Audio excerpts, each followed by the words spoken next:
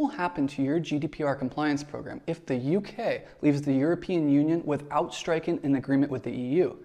The chance of a no-deal Brexit occurring now is very likely, considering British lawmakers on Friday, March 29th, rejected Prime Minister May's Brexit deal for the third time, leaving the UK no closer to an exit plan.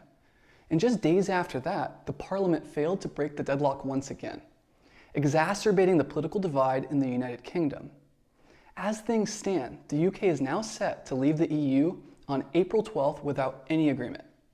So what does all this mean for your organization? If the UK leaves the EU without an agreement regarding future arrangements for data protection, there wouldn't be any immediate change in the UK's own data protection standards. This is because the UK government intends to incorporate the GDPR directly into the UK's Data Protection Act upon Brexit. However, the UK will become a third country to the EU. Under GDPR, a transfer of personal data to a third country may take place where the European Commission has decided that the third country ensures an adequate level of data protection.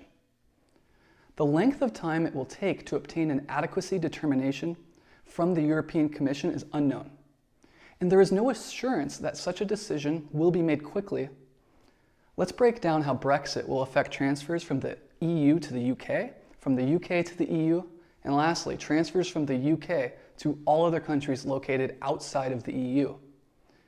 For transfers from the EU to the UK, in recognition of the fact that the UK will be deemed a third country post-Brexit, organizations must be prepared to implement additional transfer mechanisms such as standard contractual clauses, or SCCs as they're widely known, prior to an adequacy determination. SCCs allow for the data transferring party and the receiving party to compensate for the lack of data protection. Organizations should identify all cross-border data transfers between the EU and the UK now and begin the process of entering SCCs with entities to which your company transfers data, such as vendors, customers, and even internal corporate affiliates, so these agreements are in place before Brexit. For transfers from the UK to the EU, if your company transfers personal data from the UK to the EU, the ICO has indicated that post-Brexit transfers from the UK to the EU will not be restricted. Although no specific action is required concerning these transfers, best practices suggest that you keep these transfers under review. For transfers from the UK to countries outside of the EU, there will not be changes to the rules that govern these transfers, as they will have already been in place. It is expected that the UK government will confirm existing adequacy decisions and the SCCs.